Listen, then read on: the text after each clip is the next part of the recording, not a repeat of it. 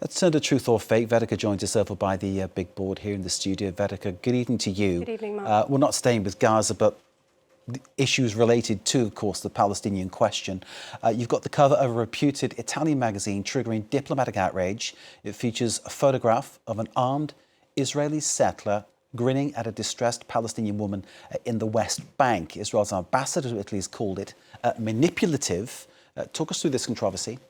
That's right, Mark. Prominent left-leaning Italian weekly L'espresso is at the centre of an online storm after it titled its latest edition L'abuso, or The Abuse, and illustrated the magazine cover with this striking image. An armed Israeli settler dressed in military uniform, smartphone in hand, and a smile on his lips, whilst a Palestinian woman next to him appears visibly distressed. Now, the magazine used this latest issue to denounce Israeli expansionism and ongoing settler violence committed against Palestinians in the occupied West Bank. L'espresso has summarised the topics covered in this issue, listing the annexation of the West Bank, wars in Gaza and Iran, advances in Syria and Lebanon, and captioning this post, "Thus the Zionist right gives shape to Greater Israel." Now, this magazine cover has been heavily criticised by Israel's ambassador to Italy, who said that the cover was manipulative. He said it distorts the complex reality with which Israel must coexist, promoting stereotypes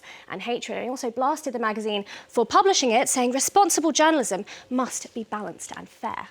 Online, pro-Israeli accounts are casting doubt over the image's authenticity. So, give us their reactions.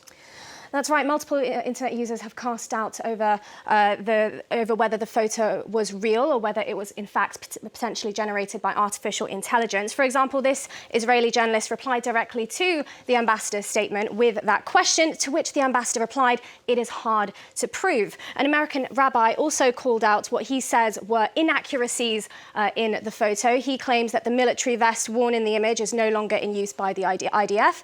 He also pointed out what he says could be AI inaccuracies like the smile, the teeth, the beard and the kippah. Now, the same rabbi also then claimed that this image on the cover actually dehumanizes Jewish people. He compared it to Nazi propaganda that helped orchestrate the Holocaust, and says that focusing on the unflattering features of an Israeli soldier through the lens of a split second is doing just that, dehumanizing the Jewish people.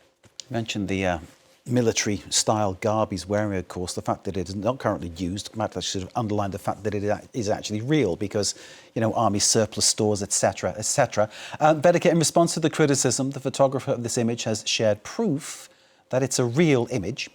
Yes, it is very much real, and the photographer has proved it by sharing a video on his Instagram filmed from the interaction itself. Now, the photographer Pietro Mastroso said he took the photo in the village of Idna in the West Bank, west of Hebron. He said it was dated from October 12th from last year. It was the first day, he says, of the olive harvest, and there were other journalists present, including those from the New York Times. Now, he says in the video, the Palestinian woman was trying to pick olives when a group of armed Israeli settlers, some of them wearing military uniforms, came and prevented her from picking the olives. Now, he also says that those sounds that we can hear in the background that he was making, he said that they were mimicking a shepherd to his flock, and in his words, addressing the Palestinians like his own animals. Now, if we move further on in the video, we can actually see the frame when the photo was shot. We can see him bare his teeth towards the Palestinian woman, just like the cover we saw of that magazine.